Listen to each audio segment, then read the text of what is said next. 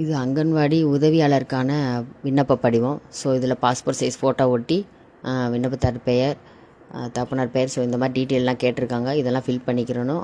மெயினாக பார்க்க வேண்டியது எந்த இடம் காலியாக இருக்குன்றதை பார்க்கணும். அது கிட்டத்தட்ட ஒரு 10 கிலோமீட்டர்லேருந்து 20 கிலோமீட்ரு உங்கள் டிஸ்டன்ஸ் தான் இருக்கணும். ஸோ உங்கள் வீட்டிலேருந்து அதை பார்த்து அங்கே வேக்கன்சி ஒட்டியிருப்பாங்க ஆஃபீஸில். நீங்கள் அந்த அலுவலகத்தில் போய் கேட்டிங்கன்னா சொல்லுவாங்க எந்த இடம் வேக்கன்சியாக இருக்குதுன்னு சொல்லிட்டு. உங்கள் ப்ளேஸுக்கு ஏற்ற மாதிரி நீங்கள் அந்த இடம் செலெக்ஷன் பண்ணி எழுத வேண்டிய காலம்ஸ் தான் அந்த 7வது காலம்ஸ். மற்ற டீட்டெயிலெலாம் வந்து உங்கள் கல்வி தகுதி இது தான். டிகிரி குவாலிஃபைனாலும் அப்ளை பண்ணலாம். 10th இதோட மெயின் வந்து 10th ஆர் +2 வந்து பாஸ் தான்.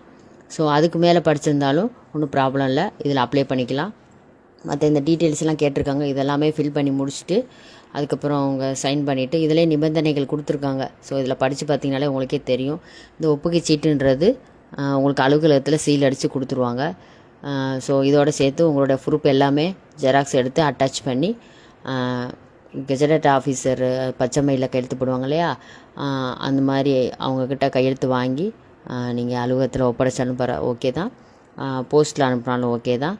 பட் வந்து 23/4க்குள்ளே அந்த போஸ்ட் போகிற மாதிரி, தபால் போகிற மாதிரி ரெடி பண்ணிக்கோங்க.